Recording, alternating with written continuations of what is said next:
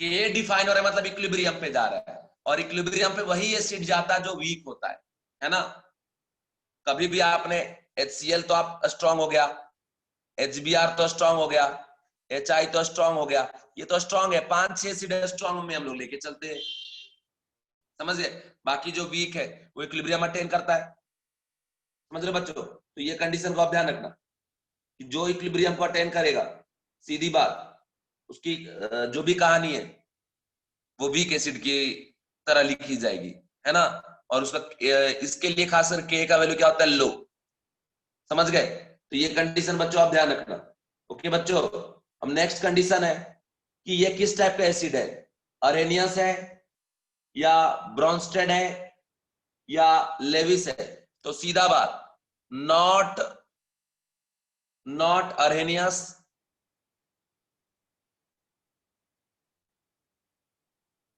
ठीक है, not Arrhenius, not Brønsted, not Bronsted, it is Lewis acid because contain vacant orbital, ठीक है। तो ये कंडीशन आप ध्यान रखना कि अगर वैकेंट ऑर्बिटल कंटेन कर रहा है, ठीक है, अगर वैकेंट ऑर्बिटल कंटेन कर रहा है तो ये कैसा हो जाएगा, Lewis acid, it is Lewis acid. ये बात आप ध्यान रखना। अरेनियस का कंसेप्ट आप पता होगा, ब्रॉन्स्टेड का पता होगा। अभी ये लेविस है, लेविस में क्या होता है, लोन पर एक्सेप्ट करने वाले को लेविस एसिड कहते हैं। तो चूंकि इसका वैकेंट ऑर्बिटल है तो लोन पर एक्सेप्ट करने का काम करता है, ठीक है। तो इसलिए इसे हम लोग क्या बोलते हैं, लेविस एसिड। और एग्जैक्ट यही क्वेश्चन था कि नहीं बताओ, उस दिन जो हमने आपको दिखाया था, क्या यही तो क्वेश्चन था कि H3BO3 के बारे में बताइए, उसका बेसिसिटी क्या है ना, उसका एन फैक्टर क्या है, वो किस टाइप का एसिड है ना, ये आपको पूछता है तो आपको बताना पड़ेगा, और कुछ करने की जरूरत तो है नहीं, है ना। ये बात बच्चों आप ध्यान रखना, समझ में आया। अब देखिए यहां तक समझ में आ गया इसके बारे में, H3BO3 के बारे में, यहां तक बात समझ में आ गया बच्चों, give me answer please. Yes, इधर स्ट्रक्चर है बी ओ, अच्छा बना चुका हूं ऑलरेडी एक बार, ठीक है। इधर देखो, इसके बाद आप देखो नेक्स्ट कंडीशन है कि अगर BOH3, एसिड का काम क्या होता है कि पानी में जाके जो H+ जनरेट कर दे उसको हम क्या कहेंगे, एसिड। और जो वाटर में जाके OH- जनरेट करे उसको हम क्या कहेंगे, बेस। ओके, तो जो वाटर में जाके H+ जनरेट कर रहा है उसको एसिड हम कह रहे हैं, और जो वाटर में जाके OH- जनरेट कर रहा है उसको हम क्या कह रहे हैं, बेस कह रहे हैं। कुछ भी करके, समझ गए। इसलिए आपने पढ़ा होगा कि केटायन भी एसिडिक होता है ना। एनायन जो है वो बेस का काम करता है, जबकि केटायन के पास ना तो H+ होता है ना OH- होता है।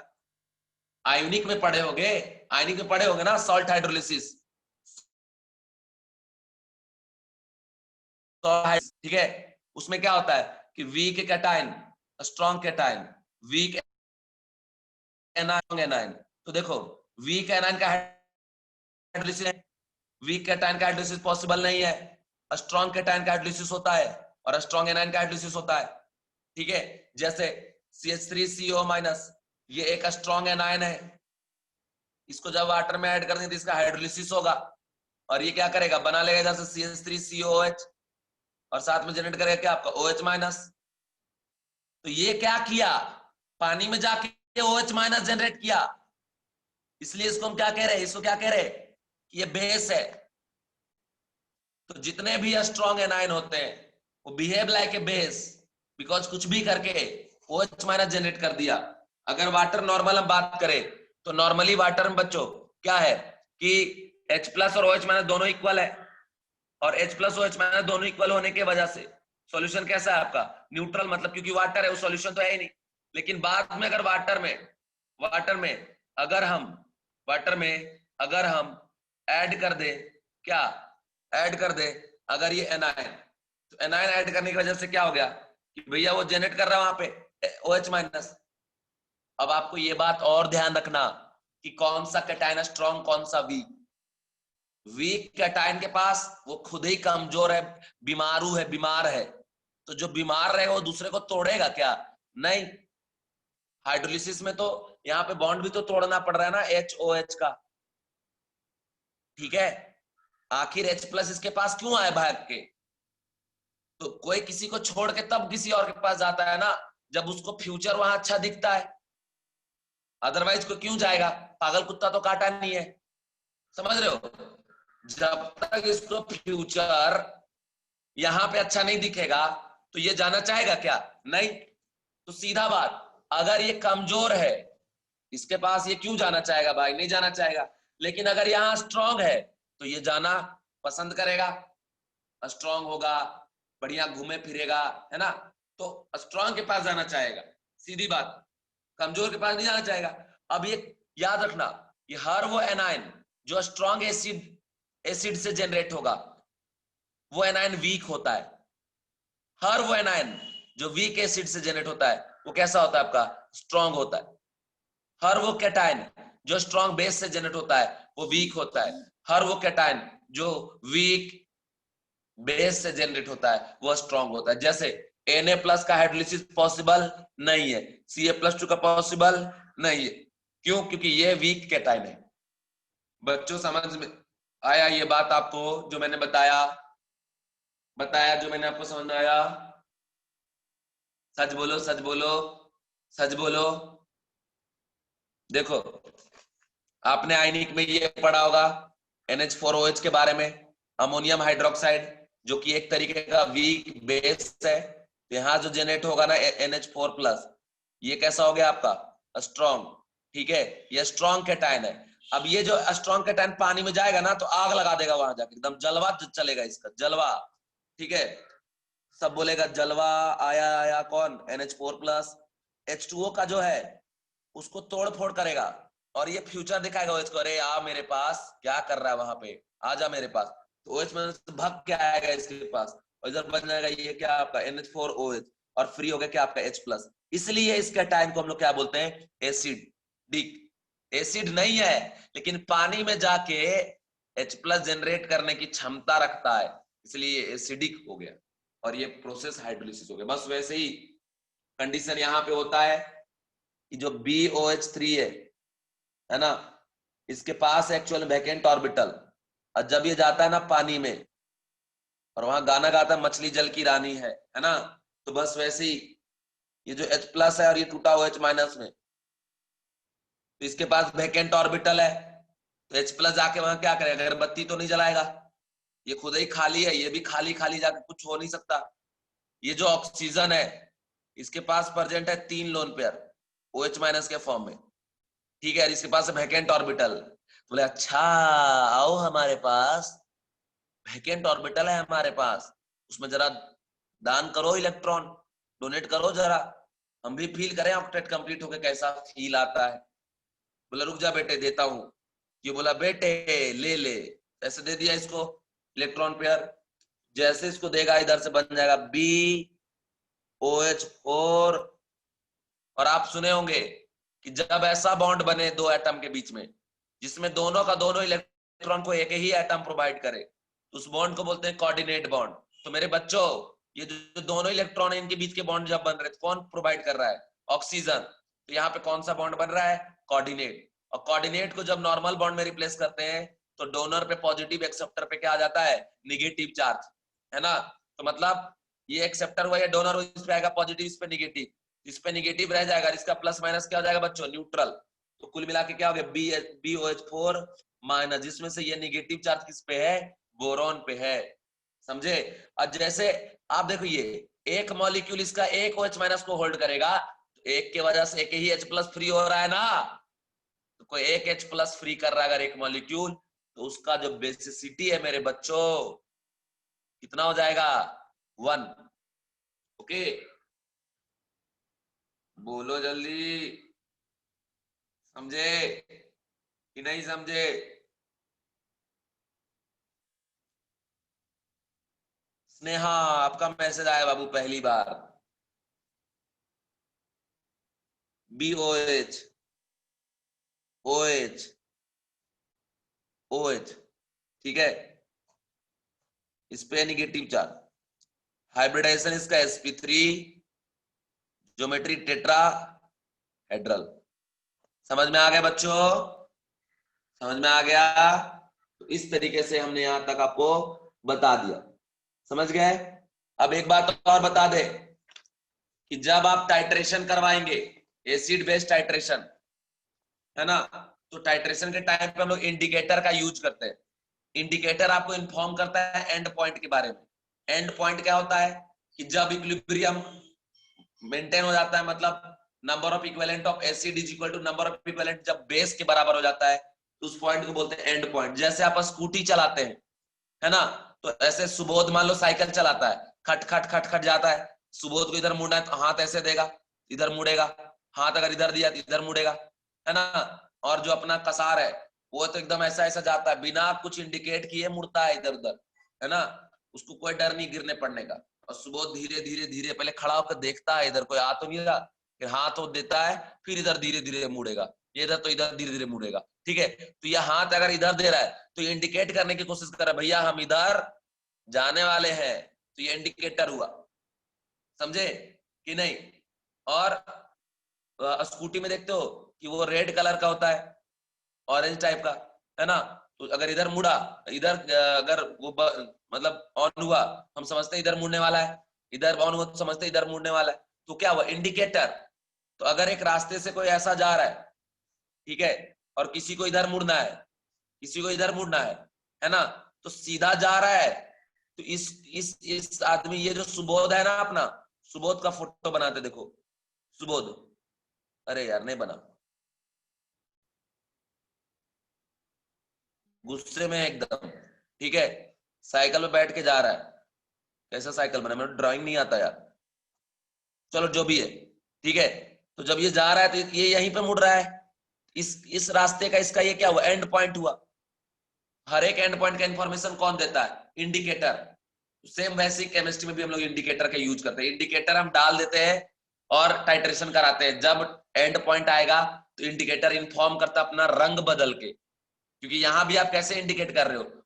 रंग बदल कर, रंग बदलेगा, कलर चेंज होगा, तो भैया इंडिकेटर समझ लो आपको इन्फॉर्म कर रहा है कि एंड पॉइंट आ गया। उसी तरीके से जब आप H3BO3 वर्सेस NaOH का टाइट्रेशन कराएंगे, तो इसमें कोई भी कलर फिनोफ्थलीन इंडिकेटर के साथ आपको नहीं मिलेगा, ये बात ध्यान रखिएगा। इंडिकेटर में जनरली हम लोग फिनोफ्थलीन का यूज करते हैं, मिथाइल ऑरेंज का यूज करते हैं, ये सब आयनिक का टॉपिक है ना। बट ध्यान रखना कि no colour with phenolphthalein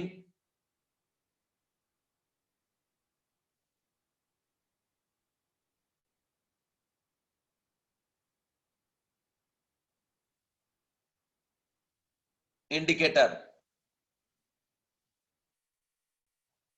okay, note करके एक पॉइंट लिखना बच्चों, नोट करके एक इंपॉर्टेंट पॉइंट ये है कि अगर आप in presence of polyhydroxy compound, ठीक है, पॉलीहाइड्रोक्सी कंपाउंड, जब आप पॉलीहाइड्रोक्सी कंपाउंड के प्रेजेंस में इसका रिएक्शन कराएंगे तो यह स्ट्रॉन्ग एसिड की तरह वर्क करना चालू कर देते हैं।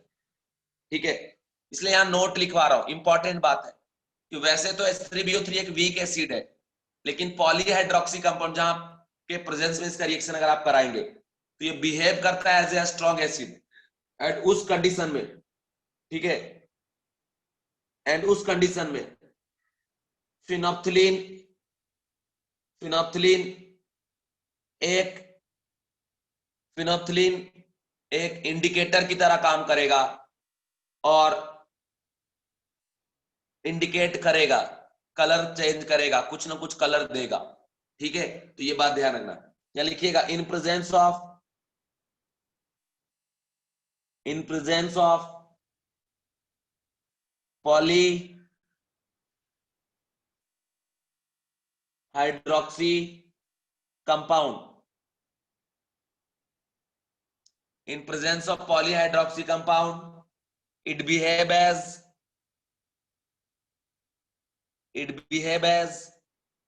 strong acid,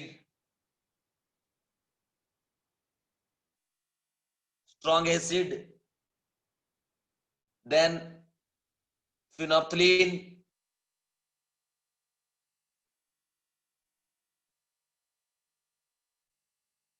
phenolphthalein,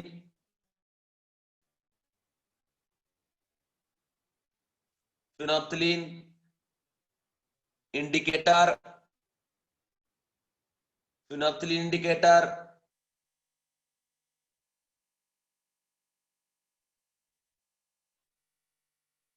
used.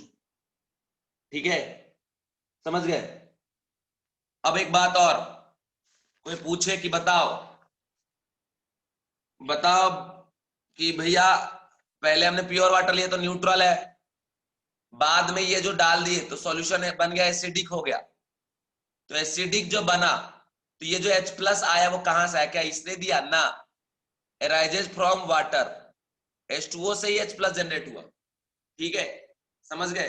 तो ये बात है, कुल मिला के क्या बात है कि जब तक कंसंट्रेशन ऑफ H प्लस और OH माइनस रहता है बराबर तो सॉल्यूशन को हम लोग क्या बोलते हैं, न्यूट्रल। अगर H प्लस का ज्यादा हो गया OH माइनस से क्या बोलते हैं, एसिडिक।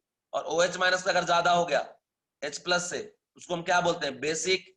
तो अभी देखो पहले बराबर था, अब कुछ H प्लस फ्री हो गया, फ्री घूमेगा एकदम, तो कैसा हो जाएगा सॉल्यूशन, एसिडिक हो जाएगा।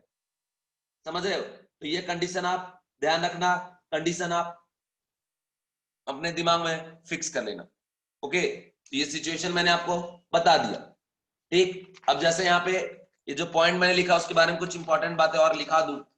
सबसे पहले हम लोग यहाँ लिखना शुरू करेंगे कि जैसे मान लो BOH3 आप लिए और इसमें आपने रख दिया पॉली हाइड्रोक्सी, पॉलीहाइड्रोक्सी कंपाउंड। ठीक है, पॉलीहाइड्रोक्सी में जैसे मान लो आपने ले लिया ग्लिसरॉल या फिर आपने ले लिया मैनिटॉल,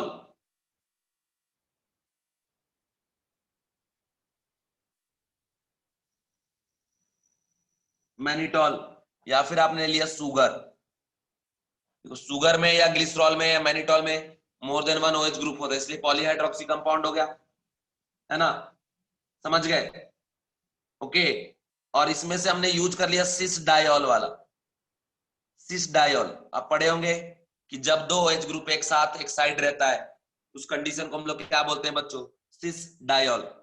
ओके, जैसा ऐसा सिचुएशन OH OH, ये दोनों किधर है, एक साइड है। कौन सा सिचुएशन यहाँ जनरेट हो गया, सिस डायोल वाला। दोनों एक साइड है इसलिए इसको हम क्या बोल रहे हैं, सिस। और दो OH इसलिए इसको हम क्या बोल रहे हैं, डायोल। समझ गए। तो क्या होता है ना कि सिस डायोल एक स्टेबल कॉम्प्लेक्स का फॉर्मेशन करता है विथ BOH4 माइनस या BOH3, आप ऐसा कह सकते हैं। ठीक है, यहां लिखेंगे कि cis diol diol form form stable complex with BOH4 minus.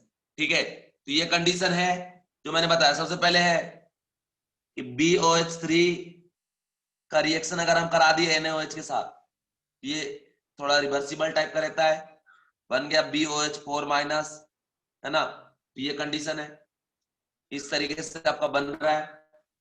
अब मान लो कि हमने BOH4 ले लिया माइनस और इसमें कोई भी इन तीनों में से कोई भी, मतलब जो हमने लिखा ग्लिसरॉल या मैनिटॉल या शुगर, कुछ भी आप उठा के ला लिए और इसमें सिस वाला कंडीशन ले लिए, OH जो भी इधर फ्री, ठीक है, जैसा भी। तो होगा क्या एग्जैक्ट कि भैया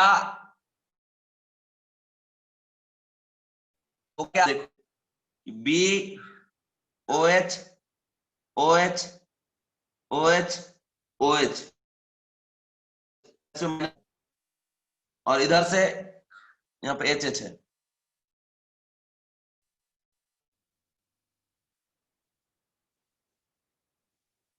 OHH OHH, ठीक है, इस तरीके से फ्री है। अब कंडीशन क्या होता है यहाँ पे कि ये जो आप देख रहे हो ठीक है, यहां से OH और यहां से H, यहां से OH और यहां से H, H2O के फॉर्म में बाहर निकल जाता है और इधर से कॉम्प्लेक्स बना लेता है BOC, OC, H, H, इधर OH इधर OH, negative charge. Same reaction ये वाला फिर से आगे रिपीट होता है, फिर से रिपीट होता है। ठीक है, सेम रिएक्शन आगे फिर से रिपीट होता है। कंडीशन क्या है कि जैसे यहां ले लिए OH, B, OH, OO, CC, HH, इस तरीके से। और फिर से यहां सेम आगे हमने इधर से ले लिया एक और COH, OH, H, H, इस तरीके से। तो देखिए क्या होगा, तब इस बार इधर से निकलेगा बाहर, इधर से भी कॉम्प्लेक्स बना लिया, तो कुल मिला कैसा हो गया कि BOO, CC, HH, ऐसा इधर से कॉम्प्लेक्स बना लिया, इधर से देखो OO, CC, minus charge HH, और इस तरीके से कॉम्प्लेक्स बना लिया। ये जो आप कॉम्प्लेक्स देख रहे हैं बच्चों, वो बहुत ज्यादा है स्टेबल। ठीक है, ये कॉम्प्लेक्स ऐसा है, स्टेबल कॉम्प्लेक्स है।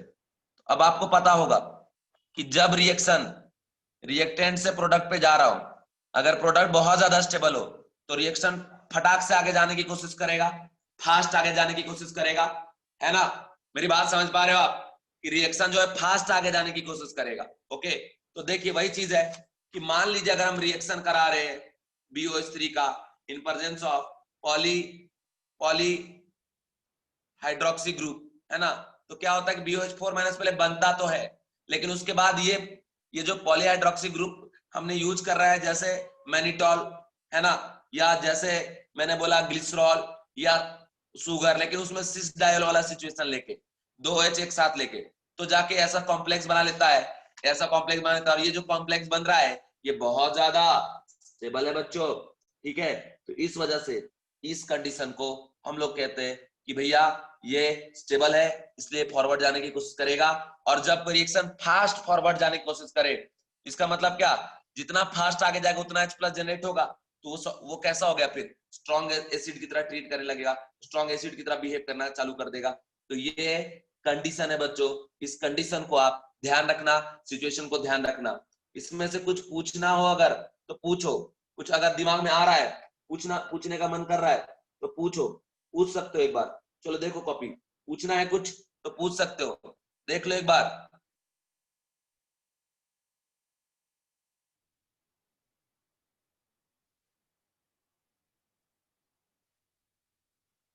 पूछना है या आगे बढ़ूं? Give me answer please.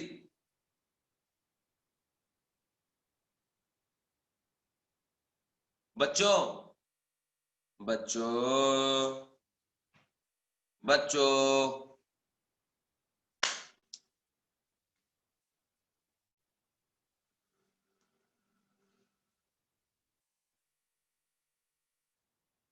आगे बढ़े कसार, फास्ट बढ़े तेरे टाइप एकदम खटाखट खटाखट।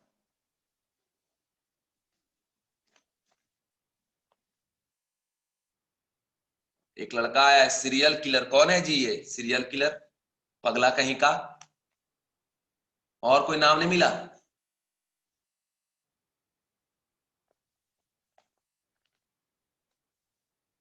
चलो आगे बढ़ते हैं। अब जो BOH3 है ना, उसके बारे में जरा आपको और बताते हैं कैसे एग्जिस्ट करेगा। याद रखना कि जब आप लेंगे at low concentration, at low concentration ये एग्जिस्ट करता है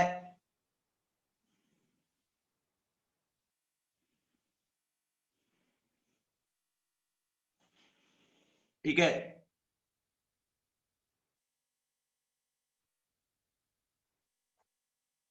लो कंसंट्रेशन लिए तो BOH4 माइनस यूज करेगा। दूसरा अगर बात करें एट हाई कंसंट्रेशन,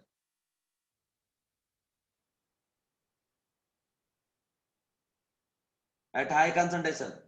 तो हाई कंसंट्रेशन में बच्चों एग्जिस्ट करता है B3O3 OH4 minus is present. ठीक है, समझ गए? तो ये कंडीशन आप ध्यान रखना, जिसमें H3BO3 जो है वो क्या है, सॉल्यूट है। H3BO3 क्या है, सॉल्यूट है। जैसे वाटर में आप डिजोल्व करोगे, सॉल्यूशन बनाने की कोशिश करोगे, तो क्या होगा कि घुलेगा वहां जाके, और ये तो लेविस एसिड है, तो वाटर के OH माइनस को होल्ड करेगा। अगर कंसंट्रेशन लो है तो BOH4 माइनस के फॉर्म में ही एग्जिस्ट करेगा। लेकिन अगर कंसंट्रेशन हम हाई रखेंगे, मतलब अमाउंट ऑफ सॉल्यूट ज्यादा ऐड करेंगे, तो B3O3 OH4 होल माइनस के फॉर्म में एग्जिस्ट करेगा सॉल्यूशन में।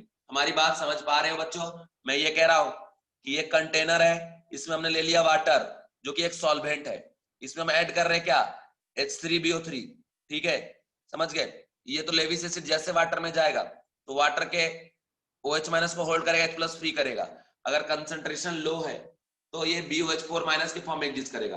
अगर कंसंट्रेशन हाई है ना, तब जाके फिर इसका एग्जिस्टेंस हो जाएगा B3O3 OH4 माइनस। अंडरस्टैंड बच्चों?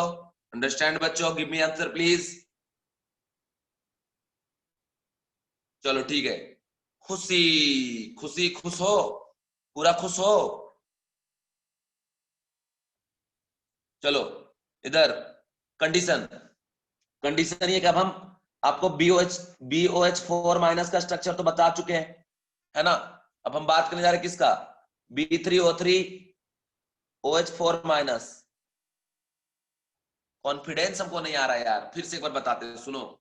ये जो बन रहा है ना, ये क्या है कि जब आप H3BO3 को पानी में डालोगे तो ये सॉल्यूट होगा, वाटर सॉल्वेंट हो गया। तो जब ये घुलेगा पानी में तो पानी का OH माइनस को ये होल्ड करेगा, क्योंकि ये लेविस एसिड है, तो होल्ड करके BOH4 माइनस बनाएगा। लेकिन अगर कंसंट्रेशन लो है तो इसी फॉर्म में रहेगा। और अगर कंसंट्रेशन हाई है बच्चों, तो एट हाई कंसंट्रेशन ये इस पे कन्वर्ट हो जाएगा। कंसंट्रेशन और लो और हाई का मतलब क्या, जैसे सॉल्वेंट के रिस्पेक्ट में सॉल्यूट निग्लिजिबल होगा तो लो कंसंट्रेशन, और अगर कंपरेबल वैल्यू थोड़ा ज्यादा होगा तो क्या बोलेंगे, हाई कंसंट्रेशन। जैसे मान लो हम आपके घर आए कभी घूमने, और आप मतलब कभी बोले सर चाय पियोगे, हम तो बोलेंगे नहीं नहीं पियेंगे, लेकिन हमको मन होगा पीने का तो फिर आप लाएंगे बना के उधर से। तो चाय में अगर बहुत कम आपने शुगर, बहुत निग्लिजिबल, मतलब सपोज एक कप में आपने एक दाना शुगर दिया, सिर्फ एक, ठीक है, तो क्या हो गया, लो कंसंट्रेशन। और गुस्से में मान लो हमने बोला मीठा नहीं लग रहा, बोला अच्छा, डिमांड डिमांड करते हो सर हमारे घर पे आके, तो आप क्या करेंगे, गुस्से में 2-3 चम्मच यहाँ डालेंगे, 4 चम्मच, तो बहुत मीठा हो जाएगा, तो शुगर का अमाउंट ज्यादा हो जाएगा वहां पे, मतलब कंपेरेबल से थोड़ा ज्यादा, तो वो कंसंट्रेशन क्या हो जाएगा, हाई। समझ गए? ये कंडीशन है। अब देखो स्ट्रक्चर, देखो स्ट्रक्चर कैसा होता है इसका। तो स्ट्रक्चर देखिए, स्ट्रक्चर है कि बी बी बी, यहाँ ओ ओ ओ ओ, ऐसे कनेक्ट कर दिए बी को। अब लगा दो बच्चों यहाँ पे कंडीशन कि देखिए हमारे पास एक्चुअल में टोटल कितने हैं, 4 OH है, 4 में से 2 OH यहां चला गया, ठीक है, एक OH यहां पे जाता है, एक OH यहां पे जाता है। अब एक बात मैं आपसे पूछना चाहता हूं कि देखो इस B3O3 OH माइनस OH के ऊपर कितना निगेटिव चार्ज है, एक निगेटिव चार्ज।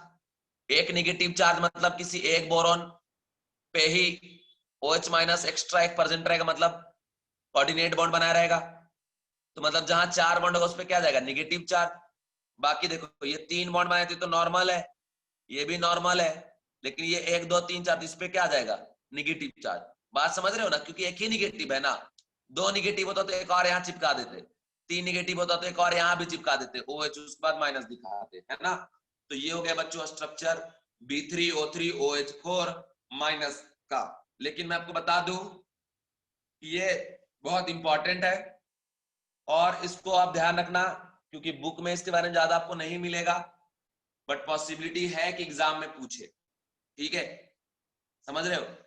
समझ रहे हो बात?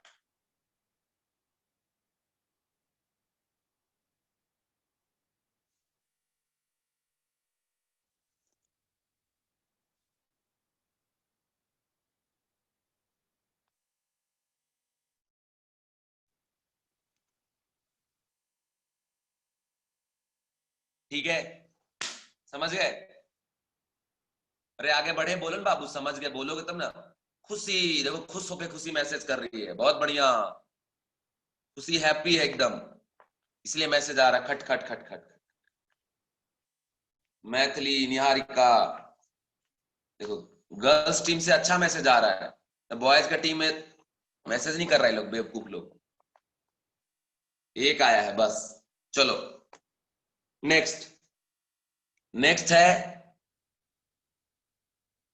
कि जरा H3BO3 का रिएक्शन आप देखो। अब H3BO3 का हम रिएक्शन करवा रहे हैं HF के साथ, हाइड्रोजन फ्लोराइड। तो यहां से ये फॉर्मेशन करता है किसका?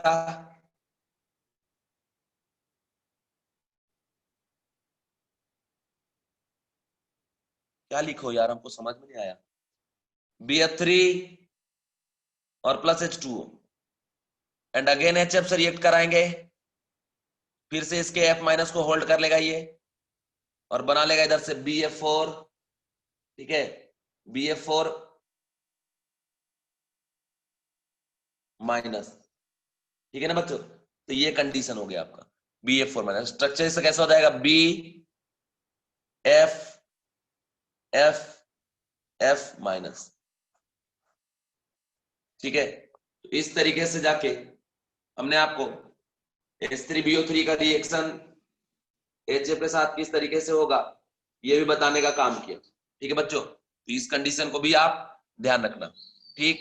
इसको लिखो, एक मैसेज आया, देखते हैं क्या मैसेज आया है, कौन ने मैसेज किया है।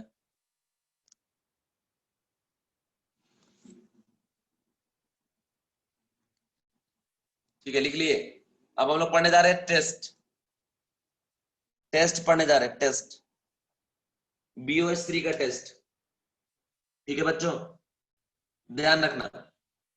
अच्छा एक बात और, यहाँ पे हम लोग सीस वाला क्यों लिए, समझ में आया आपको? क्योंकि देखो अगर अगर सीस वाला आप नहीं लेते तो जब दो OH अपोजिट साइड रहेगा तो दो डायरेक्शन से आके बॉन्ड तो नहीं बना सकता ना, तो इस वजह से ये दोनों एक साइड रहेगा तभी तो इस तरीके से बाहर निकलेगा, यहाँ बॉन्ड बनाएगा, समझ रहे हो? तो ये कंडीशन है, इसको ध्यान रखना। टेस्ट में देखो सबसे पहले कंडीशन है कि अगर आप BOH3 का मान लो रिएक्शन करा रहे C2H5OH के साथ, ठीक है, तो अल्कोहल के पास भी एसिडिक हाइड्रोजन होता है, आपको पता ही होगा कि जो हाइड्रोजन O के थ्रू कनेक्टेड है वो क्या है, एसिडिक टाइप का है। ये जनरेट करेगा C2H5O माइनस, और ये C2H5O माइनस जो यहाँ पे जाके क्या करेगा, अटैक करेगा, है ना, क्योंकि इसके पास क्या प्रेजेंट है, वैकेंट ऑर्बिटल, ठीक है। इस बार कैसा होता है बच्चों कि जितने बार जाके अटैक करेगा उतने बार यहां से OH OH OH OH बाहर निकलता जाएगा, ओके। तो फाइनली क्या हो जाता है कि यहां पे बन जाता है ये BOC2H5O3 और प्लस H2, ये जो इसका नाम है बच्चों इथाइल बोरेट,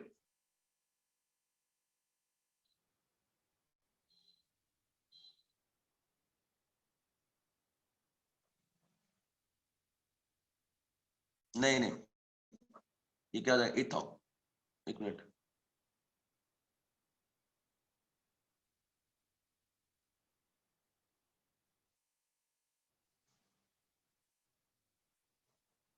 ठीक है, ये कंडीशन है, इस कंडीशन का ध्यान रखना। अब मैं आपको बता देता हूं कि ये जब जलता है ना,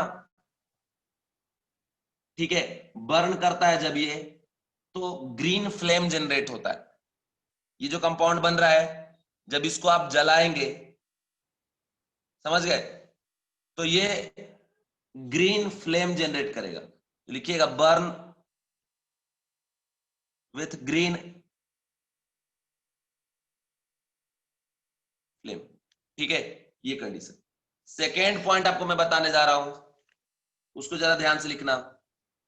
अगर आप H3BO3 का रिएक्शन कराते हैं NaOH के साथ, तो ये तो पहले ही बता चुके हैं आपको ऑलरेडी, ये क्या बनाएगा, NaBO2, चिन्ना स्वामी मुटु, अरे पगले कहीं का, फिर नया सा नाम रख लिया, बाय, हद है मतलब यार, तुम लोग क्या बदमाशी कर रहे हो यार, ऐसा ऐसा नाम रख रहे हो यार, इतने बड़े बड़े। वही मैं वो नाम देखा तो था, मैसेज देखता हूँ। ये रिएक्शन आपको याद ही हो गया होगा, देखो ऐसे ही याद होता है, देखिए ऑटोमेटिक याद हो जाएगा, आपको रटने की जरूरत नहीं है। H3BO3 करके, ठीक है। इसका नाम क्या है, सोडियम मेटाबोरेट, ऑलरेडी बता चुके हैं। दूसरी बात, जलवा देखो यहाँ पे, लास्ट रिएक्शन इसका जलवा देखो। अगर आप H3BO3 को हीट करते हैं 100 डिग्री सेल्सियस पे, ये बनता है HBO2, ठीक है। ये आपका है बोरिक एसिड।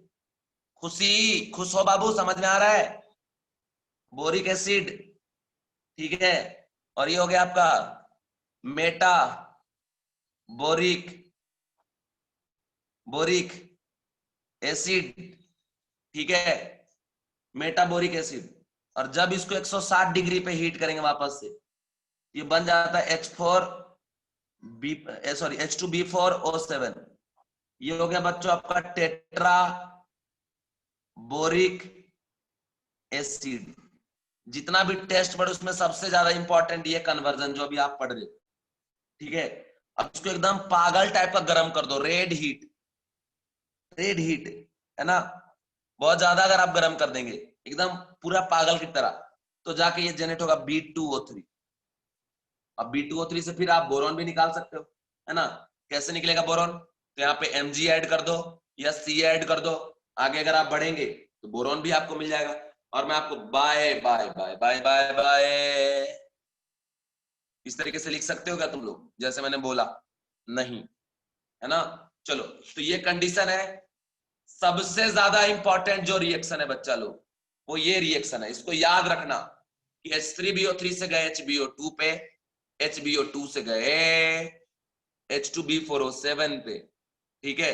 और फिर गए कहां पे, B2O3 पे, ठीक है। समझ गए, समझ में आया। गिव मी आंसर, सारे बच्चे आंसर दे दो, सारे बच्चे आंसर दो।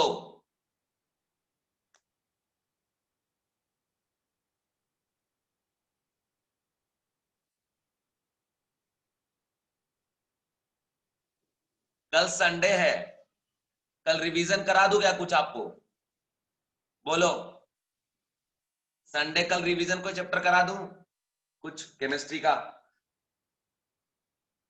बोलोगे तो बोलो, ऐसा प्लान करूंगा, अदरवाइज रहने दो। जो बोलोगे अभी जल्दी बोल दो, टाइम ओवर होने से पहले बोलो जल्दी। अरे जल्दी बोलो ना भाई सब लोग, यस या नो बोलो। रिवीजन तो मैं कुछ ना कुछ करा ही दूंगा। अच्छा टेस्ट है, ठीक है, फिर रहने देते हैं, रहने देता हूं, कल क्लास नहीं रहेगा क्योंकि कल टेस्ट है, तो ठीक है।